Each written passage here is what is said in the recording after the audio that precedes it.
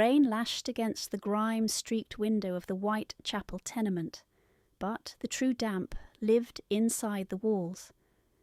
Lady Eleanor Ashford held the notice with trembling fingers, even though she already knew the tally by heart. 2 shillings. Just 2 shillings short to keep a roof over her head for another week.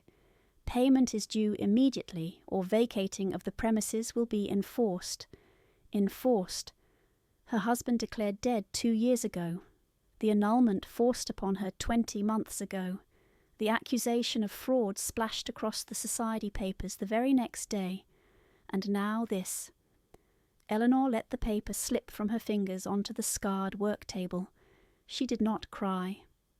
Her tears had run dry the afternoon the Dowager Duchess had ordered the servants to toss Eleanor's trunk into the mud, claiming a common seamstress had no right to the family jewels, a title she had held for only 47 days, or the heart of a son who was supposedly lost at sea. A fortune hunter, the Dowager had spat. A parasite, his brother had sneered. Lies? All of it built on lies to preserve their precious lineage. She rose slowly, her legs cramping. The room was aggressively small. The candle had burned down an hour ago. There was no money for wax, no money for coal. There had barely been enough to buy the thread she used to stitch gowns for women who used to be her peers. Footsteps on the stairs. Heavy, deliberate. Eleanor turned too quickly, and the room spun for a moment. Hunger. She had not eaten since yesterday's bread. Mrs. Higgins, the landlady who usually shouted for rent, was nowhere to be seen. Instead, the door handle turned. It wasn't locked. The lock had broken weeks ago. The door swung open, hitting the wall with a dull thud. "Eleanor!" The voice cut through her like a blade. A voice she had buried. A voice belonging to a ghost. Marcus Blackwood. The Duke of Ravenswood. The man who had supposedly drowned in the Atlantic, but who now stood filling her doorway. But this was not the gentle poet she had married. Rumours had reached even the slums about the Devil Duke, who had returned from the dead. A man who crushed business rivals with a word, who had executed his own mutinous crew, or so the sailors whispered in the taverns. A man who was now standing in her room. Why was he here? If he was alive, why had he waited? Eleanor pressed a hand to the table to steady herself, eyes wide. She smoothed her grey wool dress, stained with ink and wear. She had no other warm one. She drew a jagged breath and straightened her spine. She was still an Ashford. She still had her pride, even if she had nothing else. She faced him across the narrow room. The air felt suddenly suffocating. He was larger than she remembered, broader in the shoulders, with a brutal scar slicing through his left eyebrow and disappearing into his hairline. His eyes, once warm hazel, were now hard as flint. He wore a heavy greatcoat of fine dark wool that looked obscene against the peeling wallpaper. He did not smile. He did not rush to embrace her. He simply looked at her as though assessing the damage to a piece of property he had misplaced. Eleanor lifted her chin. "Your Grace," she whispered, the title tasting like ash. "They said you were dead." "A convenient lie," he said, his voice low and roughened by smoke or screaming. "I see my family wasted no time in disposing of you." A statement of fact. He offered no comfort. "What do you want?" Marcus took 2 steps forward, devouring the space between them. Eleanor forced herself not to retreat. Survival. A deliberate pause and a command. Something twisted in her stomach. "I have nothing for you to take, Marcus. Your mother saw to that." "I didn't come to take." His dark eyes pinned her. "I came to correct an error." Silence. Outside, the rain continued to hammer the roof. Inside, the tension felt sharp enough to bleed. "What kind of error?" He did not blink. "My wife." The words echoed through the tiny room like a judgment. "I beg your pardon? You are living in squalor. You are starving." His voice carried a terrifying calm. "It is an unacceptable stain on my name." Stain. Something burned in Eleanor's chest. Rage, perhaps, or heartbreak. A stain? Yes. She stepped forward, her hands shaking. "Do you believe I stayed here by choice? Do you think I wanted to be erased?"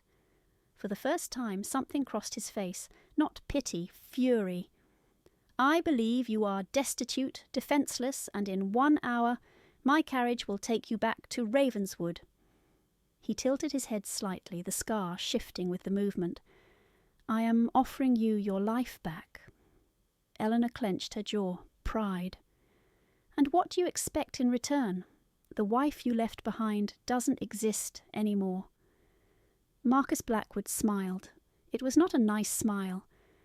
"That, Eleanor," he said softly, "we will discover when you get in the carriage. If you love tales of passion and courage, please subscribe. And tell us in the comments, where are you watching from? We'd love to know how far these stories travel." The gangplank groaned under boots that had learned to tread silently on stone dungeon floors. London smelled of brine and coal, but to Marcus Blackwood it smelled of unfinished business. The dock workers parted like the Red Sea, averting their gaze from the jagged scar that marred his brow. They whispered the name as he passed. The Devil Duke. A title earned in blood during 2 years of captivity. But he cared for only one title. Husband. Every scream he had endured, every bone broken, he had survived for Eleanor. He did not stop for rest. He took a carriage straight to Mayfair. The doors of Ravenswood Manor opened to a silence that screamed. When he strode into the drawing-room, his mother dropped her teacup, the fine china shattering like the peace of the last 2 years. Sebastian, lounging by the fire with a glass of brandy, went pale as a corpse. "Marcus," the Dowager Duchess whispered, clutching her pearls as if they could ward off ghosts. We were told you drowned." "Disappointed?" Marcus asked, his voice a low rasp that scratched against the velvet drapes. He ignored their stammered greetings, his eyes scanning the room, looking for the soft curve of her neck, the scent of lavender she always wore. "Where is she?" The silence stretched, thick and guilty. Sebastian looked at his boots. The Dowager stiffened, regaining her icy composure. "If you mean that girl, she left, months ago. Once the allowance stopped, she revealed her true colours. A fortune hunter, Marcus. We were well rid of her." A lie. He felt it in his gut, sharp and cold. Eleanor, who had cried over a wounded sparrow. A fortune hunter. The air in the room seemed to drop 10 degrees. Marcus walked to his brother, who flinched as if struck. "You annulled the marriage," Marcus said. It was not a question. "You threw her out." "It was for the family," Sebastian squeaked, retreating behind a wing-back chair. "She had no claim." Marcus slammed his hand onto the mantel, the marble cracking under the force of his fist. "If she has suffered," he whispered, the sound more terrifying than a shout, "you will suffer tenfold." He turned on his heel, leaving them trembling in the luxury they prized so highly.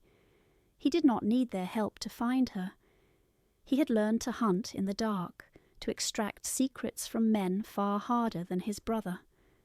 A few coins to the right street urchins, a name whispered in fear to a dockside pimp, and the truth emerged. Not a country estate, not a new husband. Whitechapel. Rage, hot and blinding, nearly brought him to his knees. The Duke of Ravenswood walked into the darkest corner of London that night. The shadows themselves seemed to part for him. After all, even darkness recognised its master. The needle bit into Eleanor's thumb, a sharp, stinging reminder that she was alive, though barely. She sucked the bead of blood, tasting iron and exhaustion. The candle was a guttering stub, threatening to plunge the room into darkness, much like the memory of Marcus she clung to. She closed her eyes for a moment, letting the damp chill of Whitechapel fade, replacing it with the sun-drenched terrace at Ravenswood. She could almost feel Marcus's hand against her cheek, the scent of his tobacco and bay rum, his laugh rumbling in his chest as he promised her forever. Forever had lasted 47 days. Reality returned with the stench of boiling cabbage from the hall. She had been offered other ways to survive. Gentlemen on street corners offered coin for warmth, and shopkeepers lingered too long on her hands. But she remained Lady Eleanor Ashford, even if the world had stripped her of the title. She would starve before she sold the only thing she had left, herself. Heavy footsteps creaked on the rotting stairs, silencing the drunken arguments of the neighbours. Doors cracked open and slammed shut in fear. Whoever walked with such weight did not belong here. When her door opened, the air shifted, charged with a violence that made her skin prickle. Marcus filled the doorway, a dark blot against the peeling grey paint.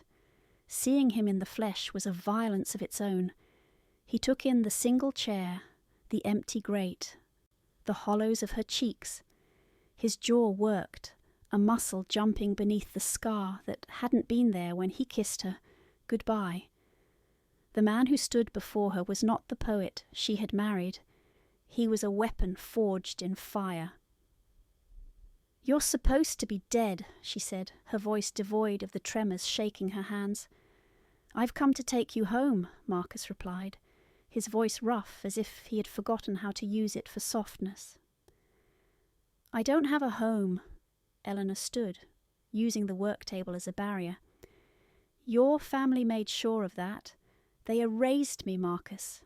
He took a step forward, and the rage radiating from him wasn't directed at her, but it terrified her all the same. He looked at the rags she wore, the blisters on her fingers from 1,000 stitches. "Pack your things." "No." She lifted her chin, clutching her sewing scissors like a dagger.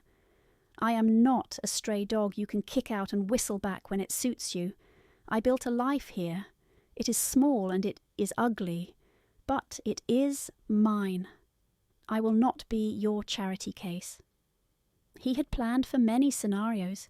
He had not planned for her to look at him as if he were the enemy. "You left me," she whispered. "You left me and they destroyed me." For the first time in 2 years, the Devil Duke had no words. Marcus didn't leave. He sat on the lone, wobbly chair while the candle sputtered and died, plunging them into a grey pre-dawn gloom. For hours the silence was broken only by the sharp edges of their truths. He spoke of a dungeon in Algiers, of chains and darkness, of staying alive only by the memory of her face. She spoke of the pawn shops, the cold, and the day his mother laughed while the footman threw her trunk into the rain. "I didn't choose to leave you, Elle," he said, his voice raw, looking at her rough, reddened hands as if they were an accusation. "And I didn't choose to starve," she countered, her arms crossed tight against her chest. "But choices were made for us." The guilt on his face was a physical weight, bowing his broad shoulders. "Come back, be my Duchess. Let me destroy those who did this. Let me make it right." Eleanor looked at the man who was both stranger and husband. Her heart ached to run to him, to let him hold her, but her pride was a fortress built of stone and scar tissue.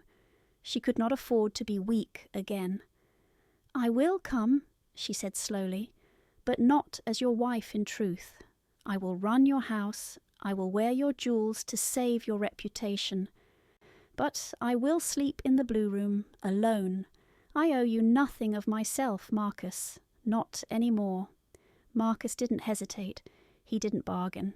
"Done. I only want you safe." The carriage ride to Mayfair was silent, the leather seats feeling foreign beneath Eleanor's worn skirt.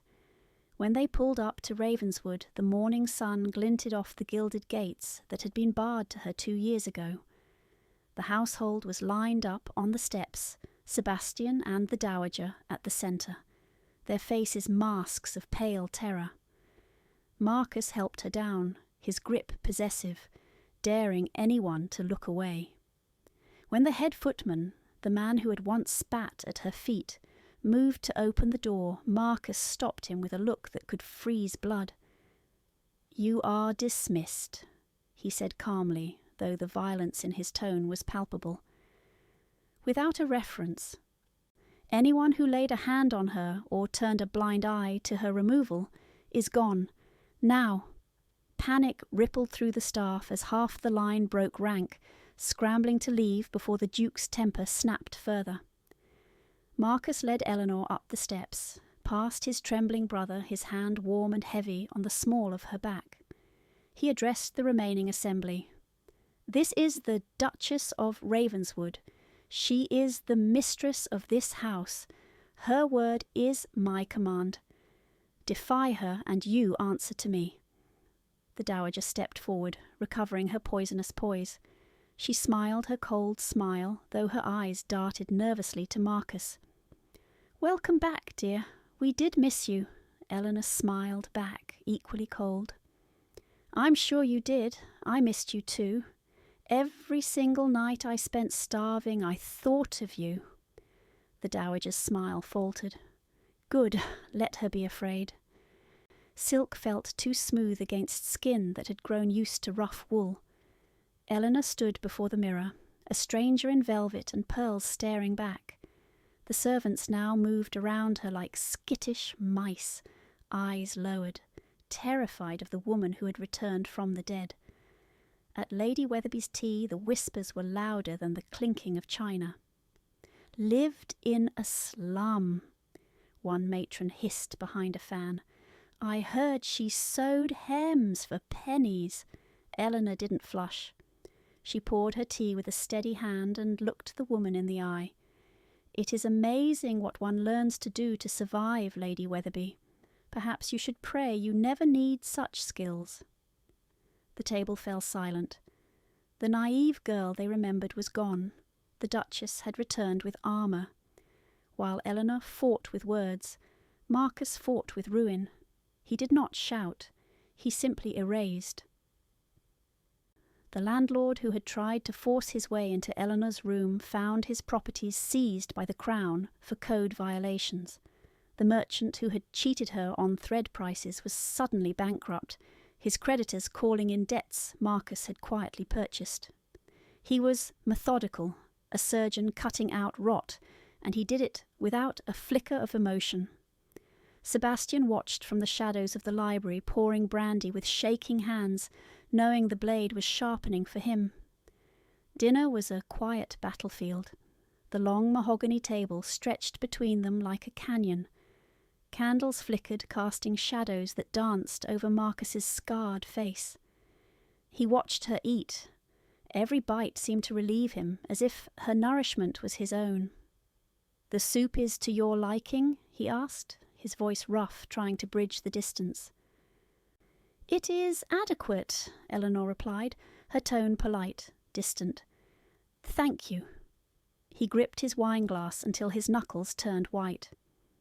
"You don't have to thank me for feeding you, Eleanor. It is my duty, my privilege." "Duty?" she echoed. "Yes, we are both doing our duty." His eyes darkened, hurt flashing briefly before the walls went back up. The silence stretched again, heavy with the things they couldn't say, the 2 years of missing letters, the cold nights, the phantom touch of a lover who wasn't there. Eleanor's gaze drifted to his hand resting on the table, to the jagged white line running across his knuckles. "Did they hurt you?" she asked, the words slipping out before she could stop them, her voice softer than she intended. Marcus looked down at his hand, flexed it once. "Yes," he said simply. He didn't elaborate on the irons or the whips. Instead, his gaze lifted, tracing the delicate bones of her wrist, the hollows of her cheeks that the rich food had yet to fill. The air in the room grew heavy, suffocatingly intimate. "Did they hurt you?" She couldn't answer.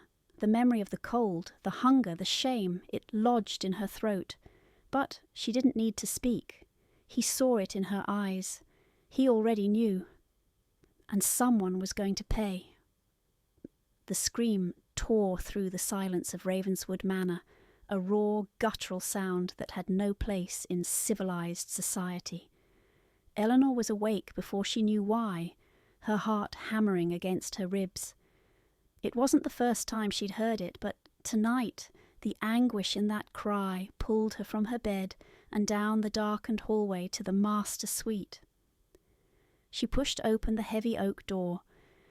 The moonlight slashed across the bed where Marcus thrashed, tangled in damp sheets. He was fighting a battle that had ended months ago.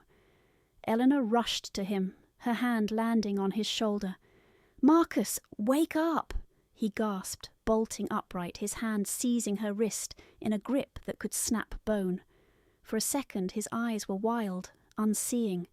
Then he blinked, the demon retreating. He released her instantly, recoiling as if burned. "Eleanor, I didn't mean..." His chest heaved, and in the pale light Eleanor finally saw. The scars weren't just on his face.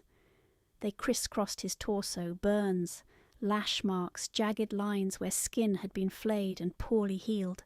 He was a map of agony. The cold, ruthless Duke vanished.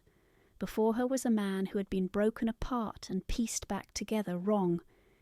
Instinct overrode pride. She sat on the edge of the bed, her fingers ghosting over a particularly vicious scar on his shoulder. "Tell me," she whispered. And he did. In a voice stripped of all armour, he told her of the ambush, the damp cell in Algiers, the interrogators who didn't care for answers, only pain. He told her how he survived by shutting off his heart, by becoming colder than the stone floor, ruthless enough to finally kill his guard and escape. "I became a monster to get back to you," he murmured, refusing to look at her. "And now I don't know how to stop being one." Eleanor's hand moved to his cheek, turning his face to hers. The anger that had sustained her for 2 years began to crumble, replaced by a terrifying tenderness. He wasn't the villain of her story. He was a casualty of it, just as she was. The air between them shifted, charged and heavy. Their faces were inches apart. He leaned in, his gaze dropping to her lips, a question and a plea all at once. Eleanor's breath hitched. She wanted him. God, she still wanted him. But the memory of the cold room in Whitechapel, the feeling of abandonment, it was a wall she couldn't climb yet. She pulled back. Marcus froze, then slowly retreated, the mask sliding back into place, though his eyes remained soft. "I understand," he said, his voice rough. "I can't," she whispered, "not yet." "I waited 2 years in hell to come back to you," he said quietly. "I can wait a little longer for you to come back to me." She wanted to tell him she'd never left. But that was the problem, wasn't it? She'd never stopped loving him. And that's why it had hurt so much. In the shadowed corner of the library, the Dowager Duchess plotted not with a dagger, but with a letter. Sebastian paced, nervous sweat beading on his lip, while his mother's smile was thin and sharp. "We cannot force her out, Sebastian. Marcus is too obsessed, but we can make her want to leave. Pride is her weakness. We shall break it." The plan was simple. Introduce a ghost from Marcus's lost years, a beautiful, exotic ghost named Lady Isabella. The winter ball was meant to be Eleanor's triumph. She entered the ballroom on Marcus's arm, clad in emerald silk that matched the fire in her eyes. The Tun watched, hungry for scandal, but saw only a duchess, holding her head high. Marcus was attentive, his hand warm on her waist, shielding her from the pointed stairs. For an hour, Eleanor felt invincible. Then the crowd parted. A woman in crimson glided toward them, Lady Isabella. She was stunning, dark-eyed and confident, greeting Marcus with a familiarity that sucked the air from the room. "Marcus," she purred, ignoring Eleanor entirely. "It has been too long since Algiers. I have missed our nights." The whispers started instantly, a wildfire of gossip. A mistress, a lover from the war. No wonder he returned so changed. Eleanor felt the blood drain from her face. Marcus stiffened, stepping forward to speak, but the damage was done.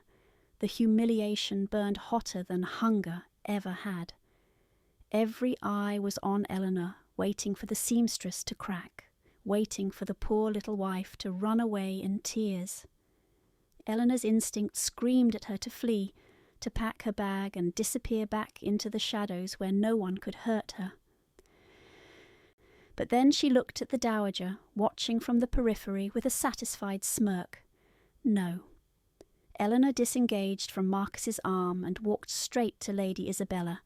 She didn't shout. She guided the woman to a quiet alcove, her grip iron firm. "How much?" Eleanor asked, her voice low and dangerous. Isabella blinked, her facade slipping. "I beg your pardon? My mother-in-law. How much did she pay you to destroy my marriage?" Isabella stared, then a slow, unexpected smile curved her lips. She dropped the seductress act like a heavy cloak. £5,000, she admitted quietly. "I needed the money, but there was no affair. I nursed him when he was delirious with fever. That is all." "Why are you telling me this?" Eleanor demanded, confused by the sudden honesty. Isabella smiled sadly. "Because I saw how he spoke of you. Every single day, even when the pain was worst. He said your name like a prayer. A man like that deserves a wife who will fight for him." Eleanor realized she'd been a fool. She'd been so busy protecting herself. She'd forgotten she had a husband worth protecting. The truce between Eleanor and Marcus shifted into an alliance. They moved through the manor like hunters, driven by a shared enemy. In the dusty archives of the estate office, amid ledgers and correspondence, they found their rhythm. Marcus's brute determination, tempered by Eleanor's sharp, analytical eye. For the first time, they weren't just husband and wife. They were partners. "Look at this date," Eleanor murmured, sliding a crumpled naval report across the desk. Her finger, no longer rough but still strong, pointed to a signature. "This arrived 3 months before you returned. Sebastian signed for it." Marcus leaned in, his shoulder brushing hers. He didn't pull away, and neither did she. The document was a confirmation from the Admiralty that a prisoner matching Marcus's description had been located. Sebastian had known. He had known Marcus was alive and rotting in a cell, and he had buried the news to keep his place as heir. "He left me there," Marcus said, the words hollow. "He wanted the title so badly he let his own brother burn." The rage that followed wasn't the hot, explosive fury of the docks. It was cold, deep, and terrifying. Eleanor placed a hand on his arm, grounding him. "We end this," she said. "Together." They found Sebastian in the billiards room, safe in his delusions of grandeur. When Marcus threw the letters onto the green baize, Sebastian's arrogance crumbled into pathetic snivelling. He wept, he begged, he blamed the debts, the pressure, the dowager, everyone but himself. Marcus drew a pistol from his coat. Sebastian shrieked, but Marcus didn't fire. He looked at Eleanor standing resolute by the door and slowly lowered the weapon. "Death is too quick for you," Marcus snarled. "You will be stripped of your name. You will be exiled. You will rot in obscurity, knowing you threw away everything." Sebastian's weeping stopped abruptly. A vicious, cornered rat sneer twisted his face. If I fall, I'm taking everyone with me, including secrets about your precious wife." "What secrets?" Eleanor asked coldly when Marcus told her later, pacing the drawing room. "I have nothing to hide." But Sebastian's smile haunted her. What could he possibly know? Then she remembered the letter she'd written in desperation during her darkest hour, when the hunger was a physical agony and the cold had settled in her bones. The one begging for death. The one she had crumpled and left on the work table in Whitechapel the night Marcus came for her. Sebastian must have paid her landlady to scavenge through the room she left behind, and now he would use her pain, her moment of ultimate weakness, as a weapon against her. The scandal broke over breakfast. The Morning Post carried not just gossip, but a verbatim transcript of Eleanor's letter, a raw, frantic plea for release from a life that had become unbearable. Sebastian had framed it as proof of madness, labelling the Duchess unstable, unfit, dangerous. Society devoured it. The whispers turned to open stares. Invitations were rescinded. Eleanor stood in the centre of the drawing room, the paper in her hand, feeling stripped naked before the world. Her darkest moment, her lowest ebb, was now tea-time entertainment. "I can't do this," she whispered, her resilience finally cracking. "I can't fight them all." Marcus took the paper from her hand and threw it into the fire. "You don't have to." That night they walked into the opera house. The silence was deafening. Eyes darted, fans snapped shut. Marcus led her to the front of their box, in full view of the pit. He didn't just stand beside her, he stood with her. When the whispering grew too loud, he turned, his voice carrying to the rafters. "My brother calls this madness," Marcus announced, the theatre falling deathly still. "I call it survival. My wife endured hell while you all slept in silk sheets. Her strength shames every person in this room. Anyone who mocks her suffering answers to me." He then signalled the constable waiting in the wings. Sebastian was dragged from his box, screaming threats, arrested for fraud and conspiracy against the peerage. The dowager, pale as death, slipped away into the shadows, her reign over. Back at Ravenswood, the silence was different. It was the quiet after a storm. Eleanor stood by the window, trembling until the dam broke. She wept for the hunger, for the fear, for the relief. Marcus was there instantly. He didn't offer a handkerchief. He offered his arms. He held her while she shook, murmuring against her hair. "I never stopped loving you," she choked out, the truth finally free. "I was just so scared you'd leave again." "I thought I was too broken," he confessed, resting his forehead against hers. "I thought I was a monster you couldn't possibly want." "I'm scared," she whispered against his chest. "So am I," he admitted. "But I'd rather be terrified with you than safe without you." She looked up at him, her husband, her duke, her devil. The walls were gone. There was only them. "Then take me to bed, Marcus. It's been 2 years. I'm done waiting." He didn't need to be told twice. Sunlight poured into the breakfast room, a stark contrast to the gloom that had once suffocated Ravenswood. Marcus laughed, a true, deep sound that startled the footman, as Eleanor stole a strawberry from his plate.